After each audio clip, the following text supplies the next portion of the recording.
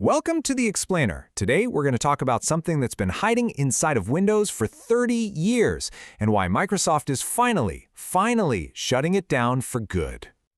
Think about it. For 3 whole decades, a core piece of Windows security has been humming along in the background. It's been like a silent partner, handling the security handshake for millions of computers since the days of Windows NT. And now Microsoft is pulling the plug. So let's get into why this 30-year-old bit of code became a huge security risk and why its retirement is such a critical move for, well, pretty much anyone who uses Windows. So first things first, Microsoft has made it official. They are retiring a core authentication protocol called NTLM. And let's be super clear here. This isn't just some minor update. No, this is a fundamental shift in how Windows security has operated for decades. So what exactly is NTLM? I know, the name sounds super technical, but what it does is actually pretty straightforward, and you kind of need to get it to see why it's finally getting the boot. Okay, so NTLM stands for New Technology LAN Manager, but you can just forget that. Think of it as a digital bouncer. It was created way back in 1993 to check your computer's ID before letting you get to files or printers on a network. The only problem? It's still using security logic from 1993. And this is where it gets kind of wild. NTLM hasn't even been the main guy for over 20 years. See, back in 2000, Windows brought in a much stronger, much more modern protocol called Kerberos to be the new default. NTLM was just kept around as a backup, a just-in-case option. Okay, so if a better system has been the default for so long, why on earth was NTLM still there? And more importantly, what made it so dangerous that it had to be actively disabled? Well, here's the core of the problem. Attackers love NTLM because they know it's the weak link in the chain.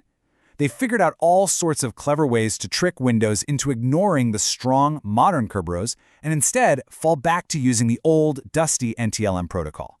It's like forcing a bank to use a flimsy padlock instead of its main vault door. And this shows you the 2 classic ways hackers pull this off. On one side, you've got the NTLM relay attack. An attacker literally gets in between you and the server, intercepts your login request, and then just relays it to get access for themselves. Then there's the even scarier pass-the-hash attack. Here, they don't even need your password. All they need is the scrambled, hashed version, which they can steal and reuse to unlock server after server, moving across an entire network as if they were you. So, let's turn to the hero of our story, Kerberos. This is the modern replacement that provides the secure foundation Windows really needs. You know, for more than 20 years, Kerberos has been the standard. It uses modern, strong cryptography, and it isn't vulnerable to these same kinds of attacks. The fact that NTLM was still available as a backup this whole time has been a persistent and totally unnecessary security risk. Of course, Microsoft knows you can't just unplug a protocol that's been woven into systems for 30 years without causing a whole lot of chaos. And that's why they've laid out this really careful 3-phase plan for its retirement. The plan unfolds in 3 really smart steps. First up, audit. They're going to give system admins the tools to find every last place NTLM is still hiding. Second, address. They'll create solutions for those rare, older apps that genuinely still need it. And finally, once the coast is clear, disable. Turn it off by default for good. And we can see the full journey right here, from its introduction way back in 1993, all the way to this planned, deliberate phase-out over the next couple of years. Microsoft is clearly taking its time to get this right. Now, this is a really important point. Disabled by default doesn't mean NTLM is being completely erased from Windows, at least not yet.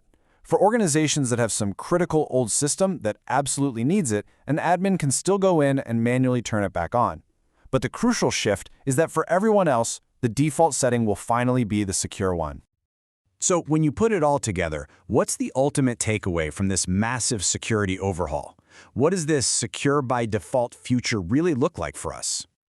This is a huge step forward. By disabling a 30-year-old vulnerability by default, Microsoft is closing a major entry point for attackers.